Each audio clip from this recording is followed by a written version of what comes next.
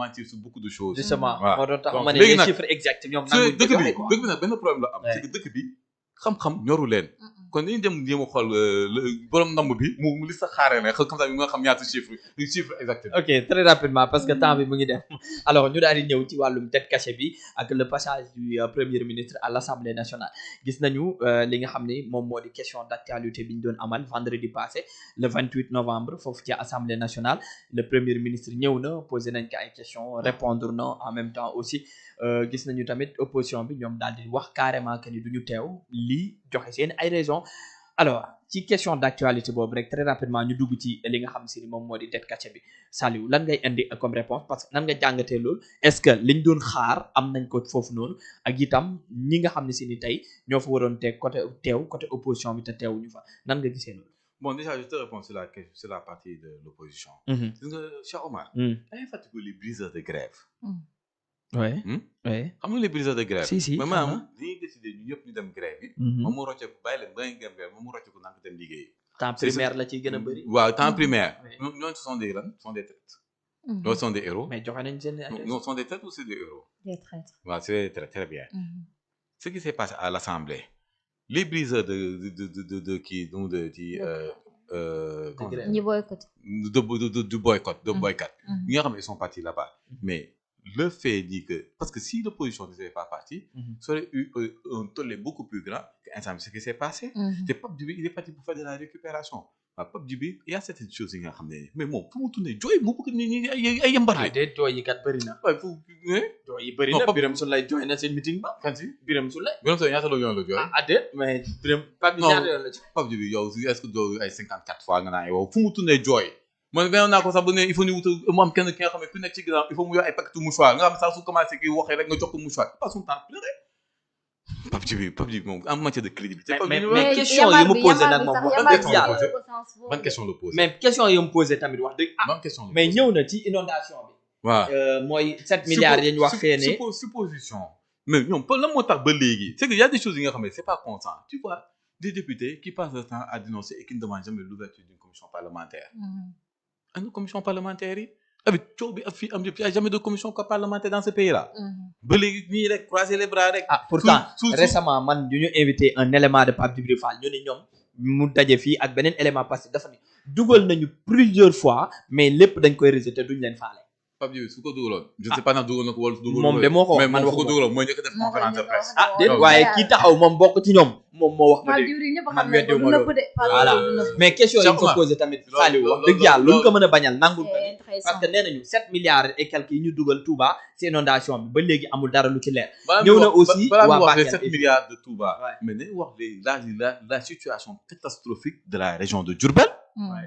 La ville de Diourbel est soumise à des inondations permanentes. Personne n'en parle. Personne n'en parle. donc gis nga ku mu bu am Pape Djibril waxu Touba la wax. ku mu bu am ndey ak ku mu bu amul ndey. waaw Pape Djibril moom su ko Touba ñoroon c'est la région de Diourbel qu'il allait porter. waaw il fait de la récupération je pense pas que la question là tourne autour de Pape Djibril ndax suñu fi naan ak suñu. lu ma ko bëgg a yegg. ah on va faire 45 minutes ici. donc Pape Djibril moom c'est pas quelqu'un bi nga xam ne man ci sur lui. maintenant concernant la situation de la dette cachée. Cheikh Omar. tey la gën a lëndëm. yow dette cachée lan la. Maam Diarra bor bu ñu nëbb. non c'est quoi la dette cachée la dette cachée constituée de c'est quoi? une question fondamentale. Le même dette les cachée, députés le posent. le ministre de l'économie est passé là-bas wax na personne il n'a pas dit c'est quoi la dette cachée. Le ministre des finances jaar na foofu wax na kenn xamul la mooy la de quoi est composée la dette cachée. Ousmane Sonko premier ministre mu nga xam ne moo fi indi waxu coow dette cachée bi jóg na wax na fa dina kenn xamul la mooy la dette cachée.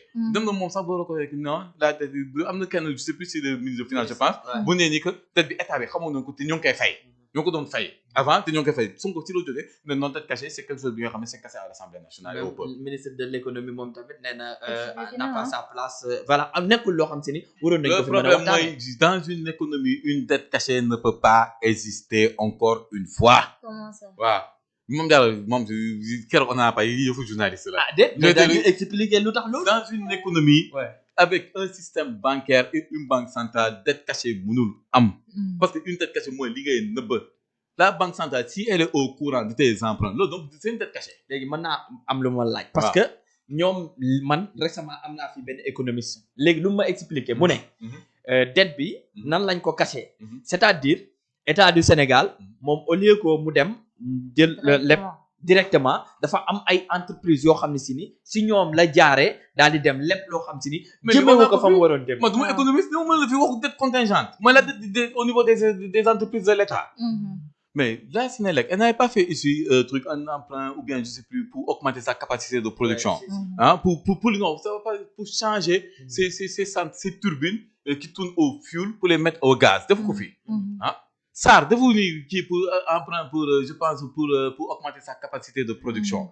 Waxuma fii nii que la dette, il y a une dette de l'État et la dette des entreprises publiques et parapubliques qu'on appelle la dette contingente.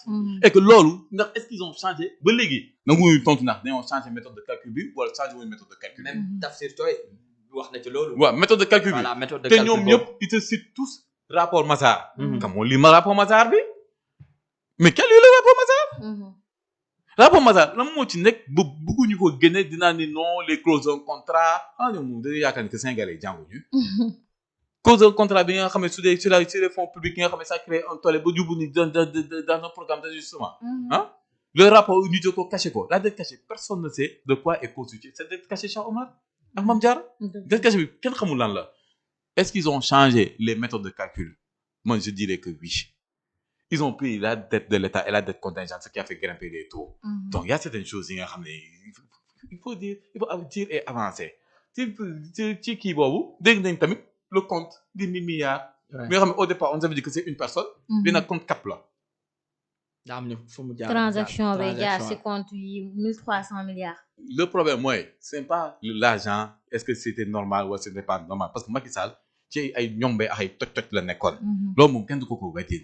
Mais au départ, on nous a dit que le compte appartenait à une personne. On peut pas se retourner et venir ñu waxaat ñu que compte bi gouvernement c'est un compte qui appartient au gouvernement. Compte bi nit moo ko moom.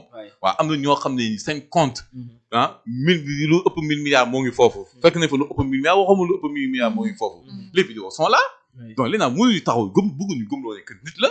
après ñu tourné bëgguñu gëmloo ni que léegi nag contre gouvernement bi la. El Malick si boppam sax wax na ne kay dinañu wax diw la kii la ak. ñaata ma nekk léegi dañuy wax ne nag kon boobu nu mu tudd ban nit moo ko moomoon. mais y a des choses yi nga xam dina lii. ça décrédibilise l'État. devant les partenaires financiers parce que partenaires financiers dañuy taxaw déglu la jëngal seen bopp. ça décrédibilise la réputation de l'État du Sénégal. On est à 3C+. On est proche de la faillite. Dëkk bi mooy mel ne comme tout si tout va bien. te soo déglu ministre de l'économie et des finances mais da ngay tiit. ces gens-là n'ont aucune vision. ñoom seen vision mooy leb. bor bi egg à jeex ñu lebaat pour fay bor bi. c'est ce qu'il a dit c'est ce qu'ils ont dit. ce qu'ils ont ñoom ils n'ont pas de vision stratégique non ñun l'État on doit créer des richesses. le plan de redressement vision la ndax ñoom compté wuñ carrément si lépp kese ñoo wax naan bëgg nañ compté si suñu. si réew mi ak impôt waaw lépp ak impôt la. lépp ak impôt au moins que du lépp si suñu si impôt réew mi si ndaw réew mi pour mën a. ndaw yi da am xëy. l'économie. non amuñu xëy ma diaspora diaspora yi nga xam ne bien sûr. dafa ne ba xam ndaw ñi dañoo am xëy. suñu nee ndaw kan mooy joué exhibit du ndaw ñi.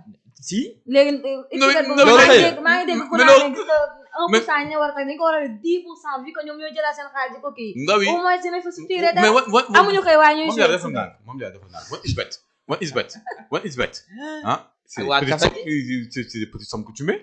oui gars yi di dem di sàcc seen i kees nga tànn mu def fait divers moo tax ngay xam mais c'est des petites sommes colombées. ndaw yi amuñu xëy je suis désolé. fii il y a plus de chômeurs que de travailleurs dans ce pays là. soo demee bopp ko ñi instant bi nii dëkk soo bu duggee ci boutique bi xam nga la moo fa gën a jar. wagga ak suukar ak naanaa. waaw loolu moo tax naanaa su manqué gars yëpp mer waaw parce que deuxième bi du am naanaa ak troisième bi. mais moo ne dëgg waaye léegi nag yow comment tu peux parler de nu mu tudd comment tu peux avoir un ministre de l'économie et des finances qui te parle seulement ñoom waaw xaalis kii dañ koy xomal lan léegi nag ce qui veut dire que suñu eggee à terme dañuy dem lépp wàcc ci biir marché bi après ñu ñëwaat. yow daan yow li nga xam mooy lépp pour fay lépp. yow tu ne dis pas que état bi war nga am ay richesses yi nga xam ne war nañu ko créer je parle ici d'un état qui a une mine d'or d'un état qui travaille dans le ciment mais ça ce sont des richesses de ce fait yow ces richesses là lorsque tu les as mais le capital qui fournit et que lorsque tu développes tes entreprises privées ba yóbbu leen à l'international le capital qu'ils amènent mais ça fait ni que tes emprunts ils vont baisser dootoo nekk fii di leb xaalis bu bëri mais il faut avoir une vision mais il faut pas dire ce vision ça doit pas être limité à lépp. mais ce pays là Cheikh Omar il est mal embarqué. mais tamit bu xëy na bu exploitation pétrole bi dikkee tamit ba nga xam si ne am nañ. exploitation pétrole yi commencé na mais ça c'est-à-dire dañu nekk di renégocier les contrats. on a de l'or Cheikh Omar. oui si Cheikh on a du soleil. ouais d'accord on a 98% de soleil par an. Cheikh Omar loolu richesse gënu mag loolu. mais comment tu peux comprendre un état bi nga xam ne il ne met pas une stratégie pour aller vers le solaire. naaj baa ngi nii. il y a du vent. il y a de l'or. Je ne veux pas parler du pétrole et du gaz. Tu as du zircon, tu as du chomolan, tu as du manganèse, du phosphate, tu as du fer. Le phosphate. Mais le phosphate devait permettre normalement état de voir am benn usine. loolu war a njëkk a lijjanti. naka laa defee loolu ñoom ñoo ngi séddee usine bi. usine bi pour transformer phosphate maatam bi. parce que même pas nu mu tudd. Ngagne Demba Touré waxoon na fi tamit benn usine boo xam ne si ni